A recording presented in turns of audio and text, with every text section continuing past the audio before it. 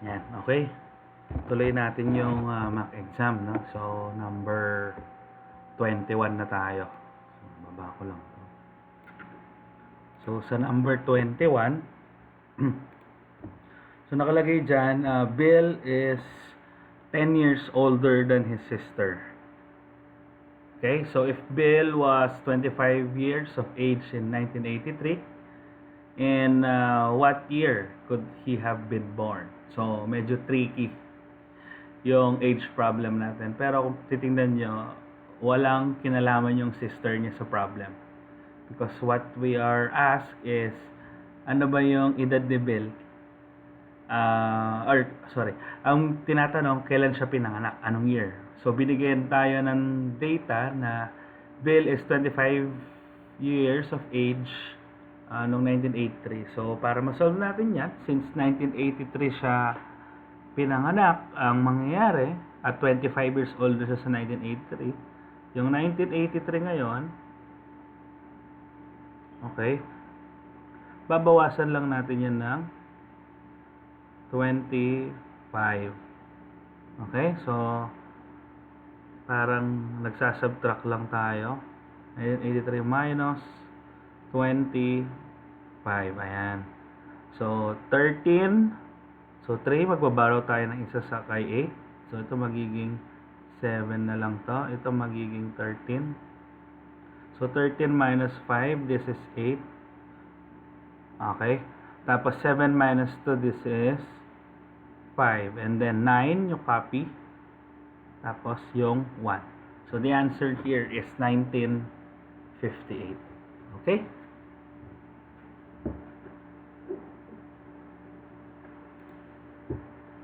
So, ayan yung solution. 1983 minus 25, it's 1958. Okay, next. Number 22. Burahin ko lang to. So, number 22, suppose one painter can paint the entire house in 4 hours. And then, the second painter takes 6 hours. So, question, how long would it take the two painters together to paint the house? Okay. So, binigyan tayo ang situation. Ang type of problem na to is, we call it as work problem.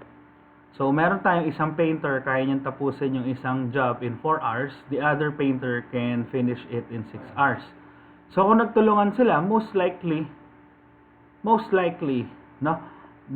Pag nagtulungan yung dalawang tao, the number of hours for it takes to finish the job must be lower than the lowest. Mas mababa pa dun sa pinakamababa, no? So, pinakamabilis dito si 4 hours, si painter number 1, no? Si painter number 2, 6 hours. Pag nagtulungan yan, dapat yung sagot less than 4. So, dito pa lang, pwede na natin makuha yung sagot by using the choices, by elimination. Kaya lang, the problem here is, yung mga choices natin, lahat, lower than 4. So, kailangan natin siyang isolve. So, para ma-solve natin yan, ganito yung solution, no? So, ito yung formula natin, no? So, sulat ko muna yung formula. It's x. So, it's, wait lang. Yan. X over A plus X over B equal to 1. Ano yung X, ano yung A, ano yung B, ano yung 1? So, yung X, ito yung time pag nagtulungan sila. Okay, yun yung hinahanap natin, yung X. Tapos si A, that is person A, kung ano yung number of hours niya, time it takes for person A to finish the job. Tapos si person B, yun yung time it takes for person B to finish the job. And then equal to 1. Bakit equal to 1? Equal to 1 kasi buong work ang gagamitin. So kung kunwari, sa problem, naka-indicate na kalahati lang ng trabaho ang gagawin. So instead of writing 1, you write 1 half. Okay? Pero dito kasi sa problem, it is indicated that they will finish the job all together. So it should be 1, no? So, ano yung mga lalagay natin? Ang hinahanap natin dyan yung X, no? Tapos yung A, yung time niya para matapos yung work. Okay? Tapos si B kay person B. So, given naman yung mga value, so this is now X over, si person A, kaya niyong tapusin in 4 hours. Tapos si person B, kaya niyong tapusin in 6 hours. Ayan, equal to 1. Ayan. Equal to 1. So, para makuha natin yung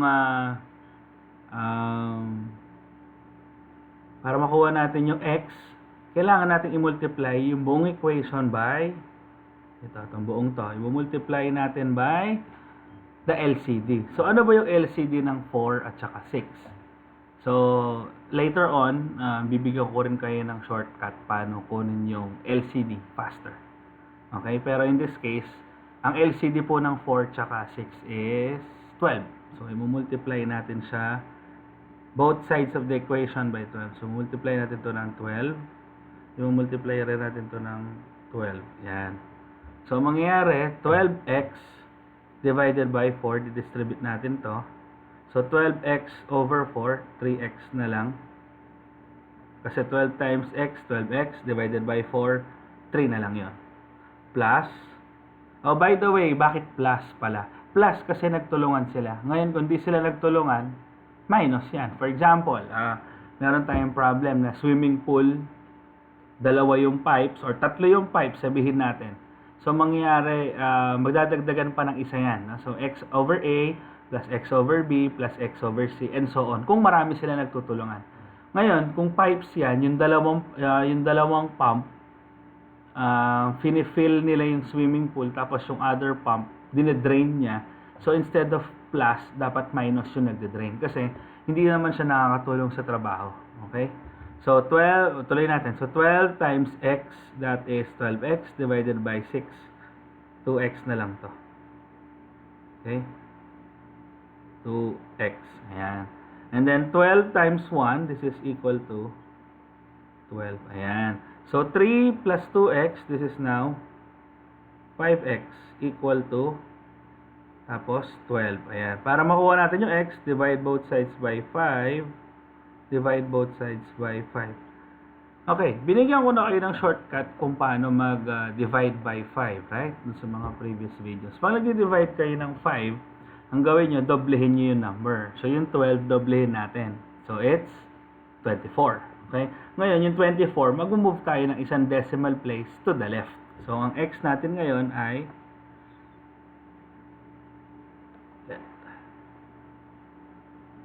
ang x natin ngayon ay 2.4. Ayan, 2.4. So, buray ko lang to. Lagi ko lang sa taas, no? So, x now is equal to 2.4. May point. Okay? 2.4. So, 2.4 hours yung magiging number of hours for them to finish the job. Okay? Ayan, ito yung detail. Okay? Next. So next problem, an airplane covers a certain distance with that speed. So, 240 kilometers per hour siya in 2 hours. Okay? To cover the same distance in 1.5 hours, it must travel at a speed of, okay, so, ang problem na ito, distance problem siya, no? Ay, nawala. Okay, wait lang.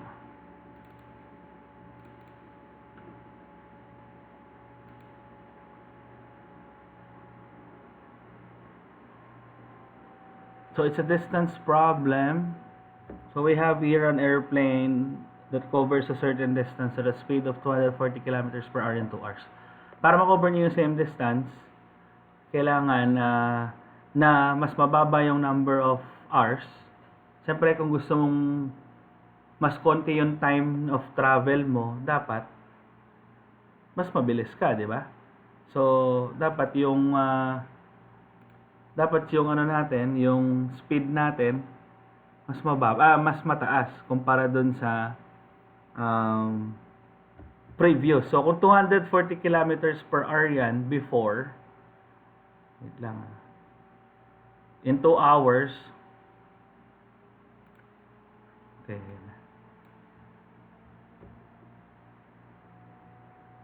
okay, so, if that's the case,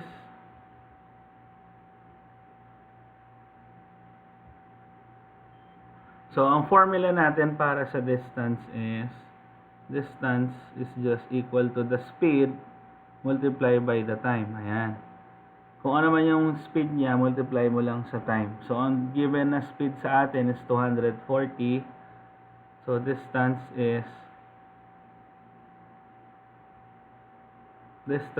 240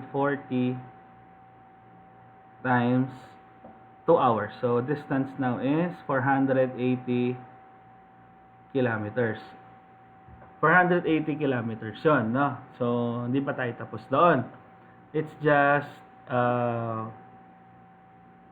yun pa lang yung ano natin, yun pa lang yung total distance, okay? Nawala. Okay, 480. So, para makuha natin ngayon yung bagong speed is just the distance divided by the time. Okay? So, kung ano man yung naging distance natin kanina, it's now 480. Divide this by 480 divide this by 1.5. Ayan. Medyo mabagal lang yung internet natin. Ayan, 480 divided by 1.5. Okay? Try ko lang to. So, ang speed natin ngayon, it's now 480 divided by 1.5. Okay?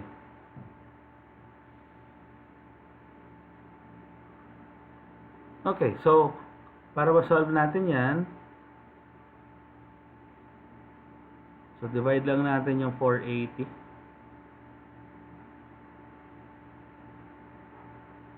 Divided by 1.5. Okay.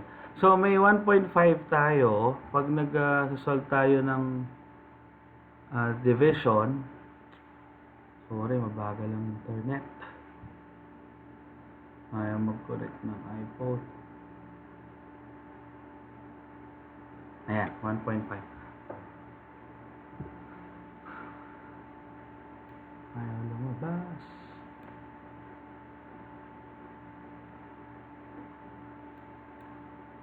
Okay, anyway, so 480 divided by 1.5. Dito ko na lang pakita. Ito pala, may solution. So, ang solution natin is, ayan, no? So, 240 times, so it's 480. So, yung bagong time natin, 1.5 hours. Para makuha natin yung speed distance divided by the new time. So, it's 480 divided by 1.5, which will give us 320 kilometers per hour. Okay? So, number 24, in a building plan, 1/4 represents 2 meters. So, sa kada 1/4 centimeter, 2 meters daw yun. Ngayon, paano kung yung main entrance daw, 8 meters talaga? How would it representation be on the plan? Sa plano, ilan siya? So, kung yung 1/4, 2, okay, ano naman siya, yung 1/4, ano naman siya kapag naging 8 meters wide?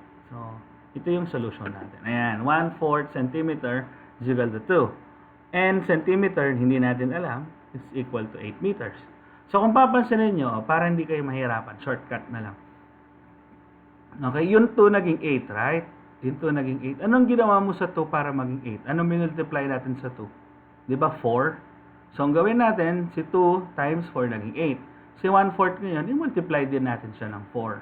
So, 1/4 times 4, that is now 1 centimeter. Okay? Next. If the area of a rectangular rug yard or rectangular rug is 60 square yards, the length of the rug is 10 yards, what is the perimeter of the yard? So, to get the perimeter, ito yung solution.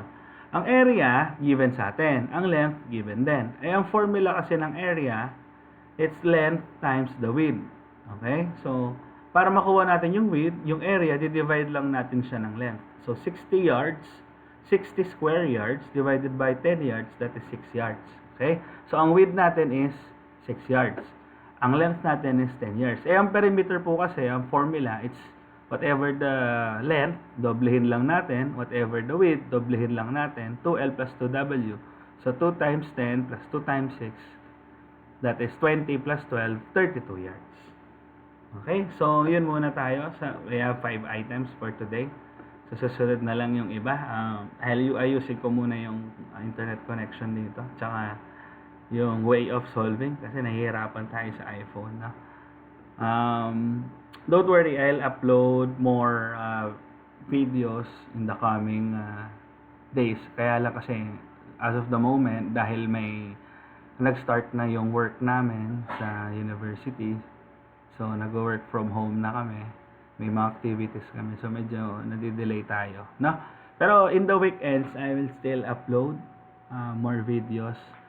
Nag-iipon-ipon pa kasi ako, so pag marami na yung videos ko, dun ko na siya ipopromote talaga. Okay? So, bye-bye.